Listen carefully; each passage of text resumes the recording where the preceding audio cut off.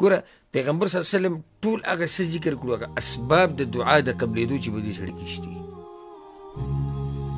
یعنې دې سړي کې اسباب د دعا د قبلېدو چې کوم دي هغه ټول په ده کې شته اولنی پیغمبر صلی الله علیه وسلم څه ذکر کړو یطیل السفر اوږد سفر باندې دی کله چې سړی په سفر باندې وي که نه او دی ناشنا سفر کې سړی ناشنا وي که نه هر علاقې کې دی ناشنا نو دې سره دی کمزوری شوی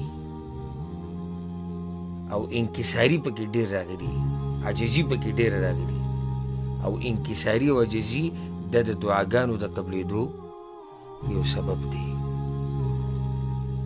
ولې حدیث کې دا راځي ګوره معروف حدیث دی تاسو ته معلوم په سنن د امام ابو داود کې ترمذي امام ابن ماجه هم راوړی 3 دعوات مستجابات لا شک فیهن درې قسمه د درې خلکو دعاګانې قبولی دي شک پکې نشتی دعوة الوالد د پلار دعاګانې ودعوة المسافر او د مسافر دعاګانې ودعوة المظلوم او چې ظلم ورسره وشي د هغه دعاګانې اوس دې ځای کې مسافر د سړی په سفر دی که نه دی د ده دعاګانې قبلي یعنې دا یو سبب پکې شتي چې د سړی په سفر دی دویم پیغمبر صلی الله علیه وسلم څه وایي اشعث اغبر په بد حال دی دوړوالی دی ویښتې ګډوډ دي دا هم د دعاګانو د قبلېدو یو سبب دی څنګه ولې ځکه چې په داسې ټیم کې په ده باندې شفقت او مهرباني د سړي ډېره راځي لکه ته یو سړی وینې او راشي تا نه سوال کوي چې ما له یاره پلانی شرک په بد حال راشي او زړې کپړې یې اچولي او ویښتې یې ګډوډي ستا په زړه سوځي که نه او یو سړی راشي داسې صفا سوتره خوشبویي لګولي اکثره غریب وي خلک څه وایي مالک کاټن وي سپینه کپړه یې اچولي ده وي دی سوال کوي نو دې ځای کې اوس دا سړی په بد حال دی دا دویم سبب شو وګوره سبحان الله سلف صالحینو کې هم بعضونه دا ثابت دي وایي کله چې به یې دعاګانې غوښتې نو دعاګانو غوښتو دپاره به یو زړه جوړه جامه ساتلې وه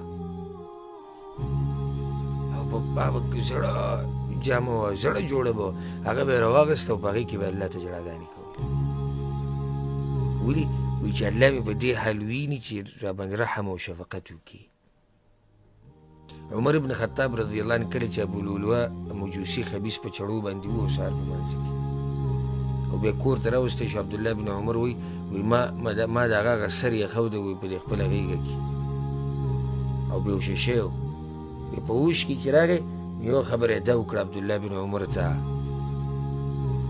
وایي زما دا سر کېده په دې خاورو کې کېده زما دا سر په خاورو کې غېږ کې مه ږده هغه ورته یې ولي وی کېده که چېرته د عمر رب په عمر باندې رحم وکړي وی مینې په دې حال کې چې دا وینې رانه بهیږي او په خاورو کې پروت یم او په ږیره کې مې خاوره پرته ده او په سر کې مې خاوره پرته ده که الله راباندې رحم وکړي نو کله چې انسان په داسې حال کې د ده دعاګانې بیا قبلېږي حدیث کې راځي که نه موږ ذکر کړی د بعضو درسونو کې صحیح مسلم کې دی رب اشعث اغبر یا رب اشعث مدفوع بالابواب ولو اقسم على الله لابره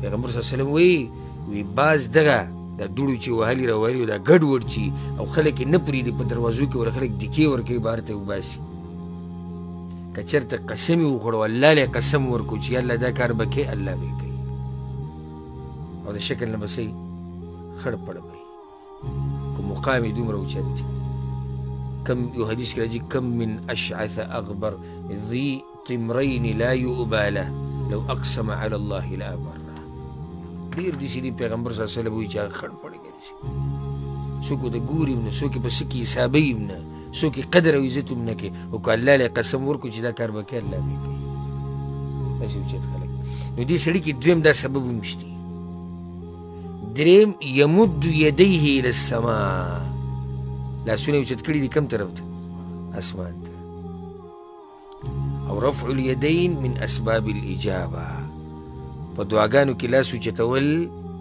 دا د دعا د قبلېدو یو سبب دی حدیث کې راځي که نه په سنن د امام ابو داود کې شته، امام ترمذي هم راوړی، امام ابن ماجه هم راوړی.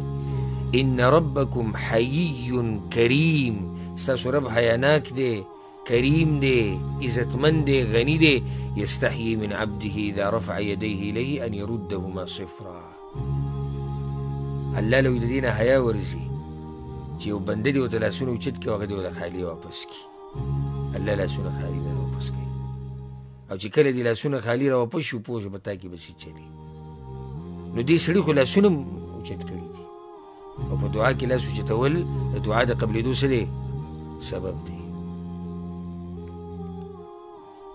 فایده یې ادا کوي. لکه دا مسله زموږ د ملکونو کې ډېر راځي چې فلاني ځای کې دعاګانو کې لاس اوچت نه کړو، د اوچت کړو، دا به اوچتو که نه.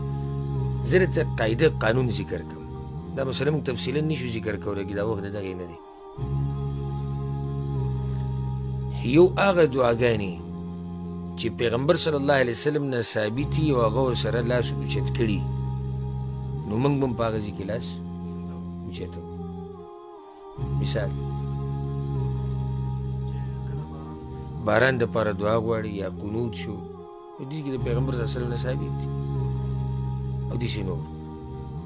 دویم چې د پیغمبر صلی الله علیه وسلم نه په یو ځای کې دعا ثابت او لاس اوچتول کې نه ثابت، موږ به هم دعا غواړو لاس به نه اوچتو. مثال خطبه کې چې کله عامه دعا کېږي، امام خطیب دعاګانې غواړي، نه به خطیب لاس اوچتوي او نه به مقتدي. دغه شان تعزیت کې پیغمبر نه تعزیت ثابت دی، خو لاس اوچتول تی نه ثابت. بل لکه اوس ته یو سړی د باتروم نه راووتو قضای حاجت، کم ذکر به وایي؟ غفرانک څه معنی؟ یا الله زما ګناهونه وبخ. اوس لاس یې کړي غفرانک، صحیح دی؟ ولې نه صحیح؟ پیغمبر دلته ځای نه دی وختي. یا ته جومات ته ورننوځې اللهم افتح لي ابواب رحمتک، لاس به ورسره اوچتې؟ نه، ځکه چې پیغمبر دلته دعا غوښتې ده، خو لاس یې ورسره نه دی اوچت کړی. لکه څنګه چې دا مخکې غفرانک پیغمبر دا دعا غوښتې ده، خو لاس یې ورسره نه دی اوچت کړی. دا دویم قسم شو. دریم عامې دعاګانې، نو بیا په عامو دعاګانو کې لاس اوچتول څه دي؟ هغه غوره دي. چې دون علاوه وي نو بیا په هغې کې لاس اوچتول څه دي؟ غوره دي. ورسېدی که نه؟ دا قانون یاد کوي. دا اوس چې دا مسله تاسو ته یاد که نه، نو دا قانون شو. کوم ځای کې پیغمبر دعا کړې لاس اوچت کړي، موږ به دعا کوو لاس به اوچتو. کوم ځای کې پیغمبر دعا کړې لاس نه اوچت کړي، موږ به دعا کوو لاس به نه اوچتو. کوم ځای کې پیغمبر صلی الله علیه وسلم نه دی ثابت، لکه اوس عام اوقاتو کې دعا کوي ځان له. او دې لپاره خو ته دا نه ګورې چې پیغمبر دې ټیم کې دعا کړې ده که نه، عامو ادلو نه تللي. یا الله وایي دعاګانې ډېرې غواړي، پیغمبر وایي دعاګانې ډېرې غواړي، او ته هم راپاسې دعاګانې غواړې. د شپې تهجد ټیم کې دې لاس اوچت کړو، یا عام اوقاتو کې ناستې دعا کوي لاس اوچت کړو، هېڅ خبره نه. نو کوم یو سړی دا ووایي چې زه د فرض مانځه نه بعد دعاګانو سره لاس اوچتوم، تاسو ما ولې منع کوئ؟ پیغمبر صلی الله علیه وسلم نه اذکار ثابت دي، اذکار هم دعاګانې دي، خو د هغې سره لاس اوچتول د پیغمبر نه ثابت دي. هغه سره لاس نه اوچت کړي، موږ هم لاس نه اوچتو. او دې سړي چې کوم لاسونه اوچت کړي دي، دا ویمد یدیه الى السماء یا رب یا رب. نو څلورم سبب پکې څه دی؟ الله په ښایسته نومونو سره او صفاتو سره رابلي. ای ربا، ای زما ربا، څومره عاجزي ده. الله اکبر. ته اوس دې ته وګورې، یو سړی په سفر دی، خړ پړ دی، ویښتې په بد حال دي، لاسونه یې اسمان ته نیولي دي، یا رب یا رب.